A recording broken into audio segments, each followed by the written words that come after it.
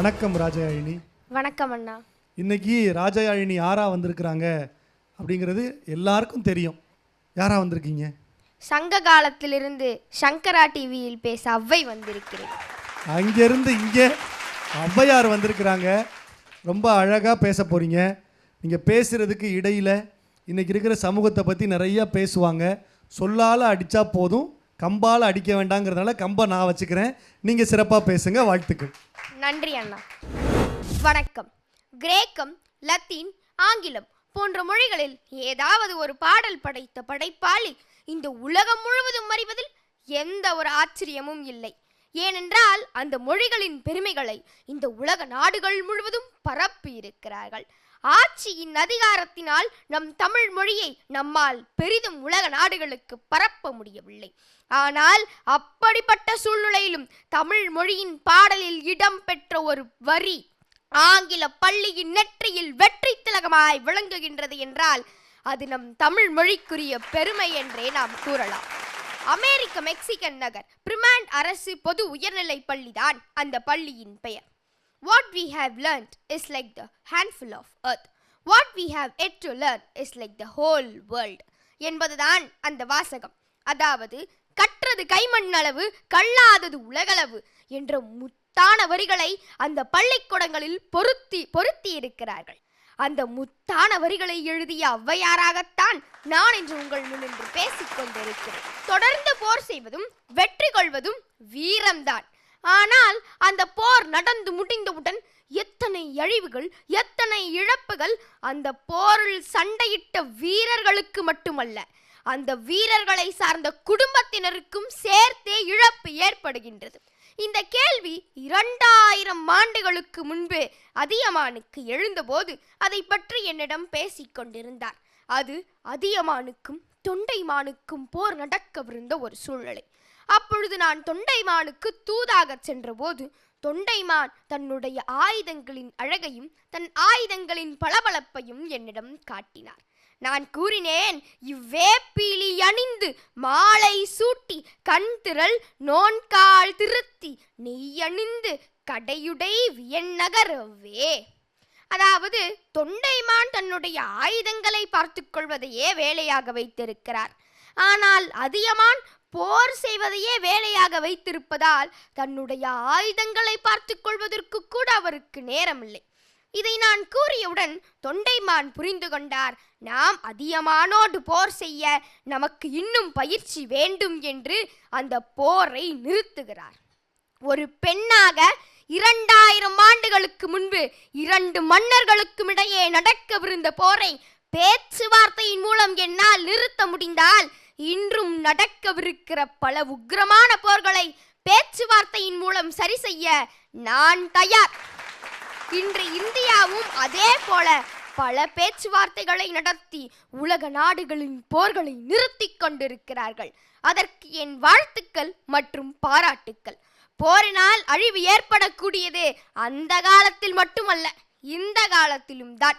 கம்பன் சொன்னது போல போர் ஒடுங்கும் புகழ் ஒடுங்காது என்ற வரிகளை நாம் உண்மையாக்குவோம். கல்வி ஒழுக்கம் என்று நான் ஒரு நூலை எழுதியிருக்கிறேன். அந்த நூலில் கல்விதான் ஒழுக்கம், ஒழுக்கம்தான் கல்வி என்பதை மிகச் சிறப்பாக தெளிவாக குறிப்பிட்டிருப்பேன். பண்பாடற்ற ஒருவனை பண்புடைய மனிதனாக மாற்றுவதுதான் கல்வி.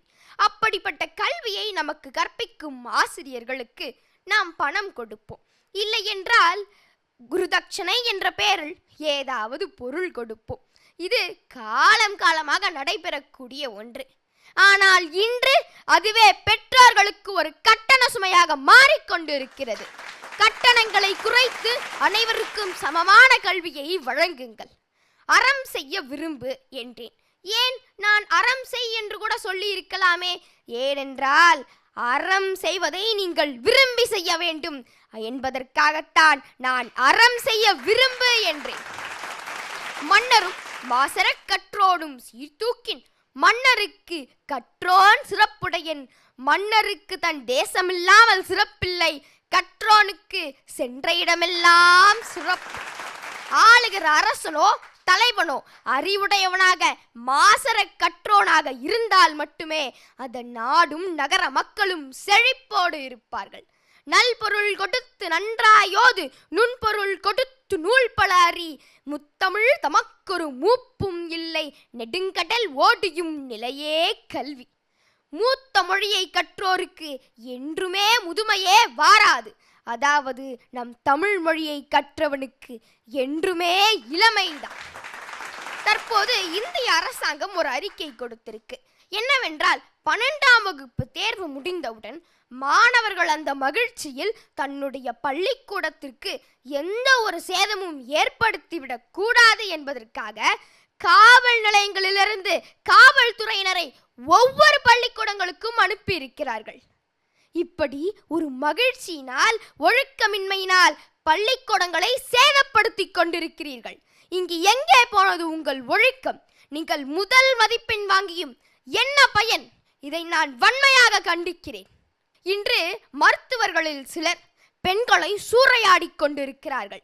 பொறியாளர்களில் சிலர் லஞ்சம் வாங்கி ஊழல் செய்து தரமற்ற பொருட்களை வைத்து தரமற்ற கட்டிடங்களையும் தரமற்ற பாலங்களையும் கட்டியதால் புயல்களில் அப்படியே அது சரிந்து விழுகிறது. இதன் மூலமாக எத்தனையோ குடும்பங்களில் இழப்பு ஏற்பட்டு கொண்டிருக்கிறது. உண்மையை நிலைநாட்ட பிறந்தவர்கள்தான் வழக்கறிஞர்கள்.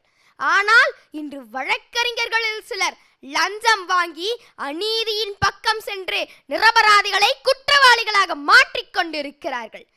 ஏன் தெய்வத்திற்கு நிகராக நினைக்கக்கூடியதுதான் ஆசிரியர் பணி. ஆனால் ஆசிரியர்களில் சிலர் இன்று பாலியல் வன்முறைக்கு ஆளாகி கொண்டிருக்கிறார்கள். இதை நான் வன்மையாக கண்டிக்கிறேன். இன்று அரசியல்வாதிகளில் பலர் செய்யும் ஒவ்வொரு செயல்களும் ஒன்று ஓட்டுக்காக இருக்கிறது, இல்லை என்றால் ரூபாய் நோட்டுக்காக இருக்கிறதே தவிர நம் நாட்டுக்காக இல்லை. இன்று பல பாட்டுகளும் பல கருத்துக்களும் ஔவையார் சொன்னதாக வெளியிடுகிறார்கள். இதில் தமிழர்கள் குழம்ப தேவையில்லை. எந்த பாட்டை எந்த ஔவையார் கூறினார், எந்த கருத்தை எந்த ஔவையார் கூறினார் என்று. ஏனென்றால் ஔவை சொன்னதெல்லாம் நன்மையே, நல்லது சொன்னவளெல்லாம் ஔவையே என்று சொல்லி வாய்ப்பளித்த அனைத்து நல்லுள்ளங்களுக்கு நன்றி பாராட்டி விடைபெறுகிறேன். நன்றி, வணக்கம்.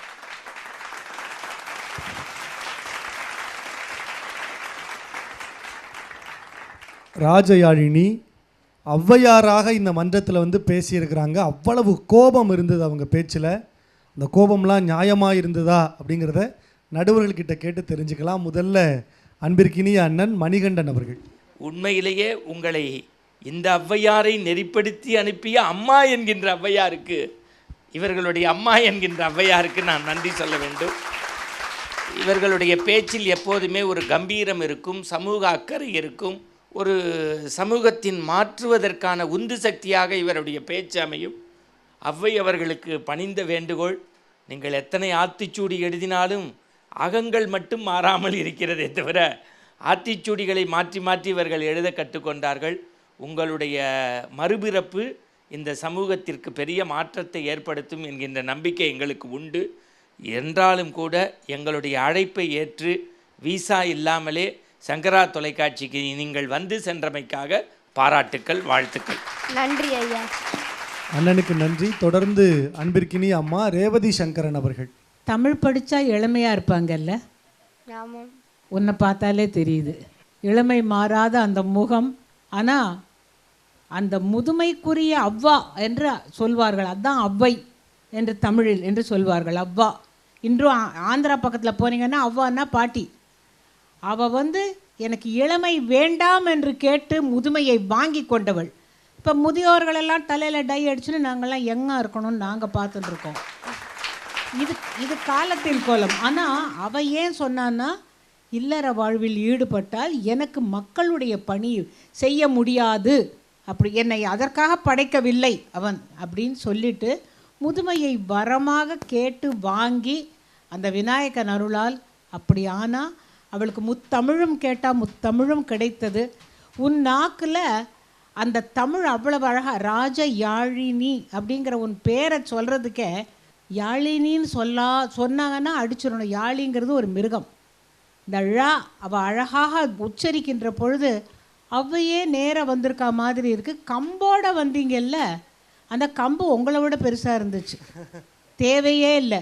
தமிழ் படித்தவனுக்கு இளமை உண்டு, கம்பே ஊன்றாமல் நடப்பான் மற்றவன் தோளிலாவது கை வைத்து கொண்டு.